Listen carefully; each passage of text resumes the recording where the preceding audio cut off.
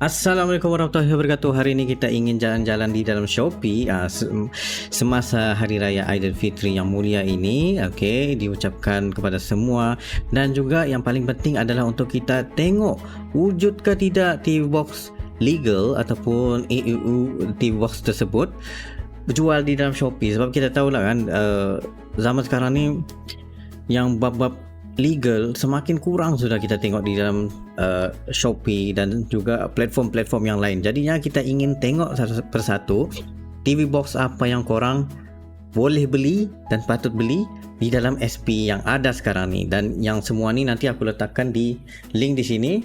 Maksudnya korang boleh just tekan through product here, tekan produk ni, terus tekan purchase, sebabnya ada diskaun YouTube voucher yang korang boleh tekan, dan juga dapatkan sampai ada certain item tu boleh dapat 15% diskaun, 30% diskaun, semuanya depends lah.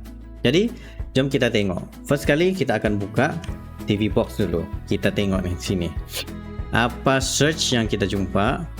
Lepas tu okey, bila korang nampak di sini, okey, ni aku bagi sedikit tips lah juga, sambil-sambil membeli, sambil-sambil aku bagi tips ringan, tips mudah untuk sebarang pembelian TV box.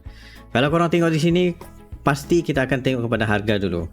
Bila harga tu, confirm lah kita nak macam, oh, wow, YouTube, Netflix, Android 13.0, Bluetooth 5.0, mesti macam aku sendiri pun aku akan tertekan this TV box. Okey, this TV box di mana dia janjikan dia ada Netflix dan sebagainya. Tapi walaupun dia tu HDR10 plus apa semua tu, 18K Ultra HD, apa benda 18K ni guys, tidak wujud lagi benda tu. Dan juga tiba-tiba ada something di situ yang dia display. Maksudnya di sini TV box ini menawarkan pelbagai jenis sajian untuk korang. Tetapi kena ingat, ini bukan Google White Wine level 1 punya TV box. Maksudnya dia TV box sukati sahaja dia letak ada Netflix tu, padahal dia bukan Google certified ataupun Netflix certification White Wine level 1, tiada langsung. Tapi kalau yang betul-betul ada, this TV box Xiaomi Mi Box S, yang ini ada disebabkan dia 4K punya TV box. Jadi bila 4K punya TV box tu, dia korang boleh buka Netflix 4K.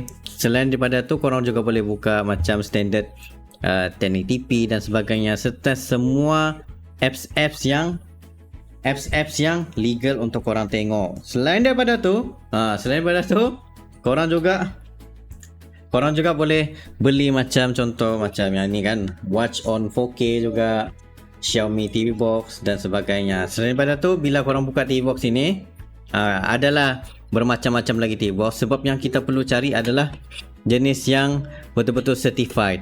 Jadinya apa yang kita jumpa adalah seperti Holo-K. Okey, ini aku ingin bagi tahu juga Holo-K. Lepas tu Xiaomi. Jadi ada juga, mari kita buka lagi. Kita tengok Nvidia Shield TV Pro.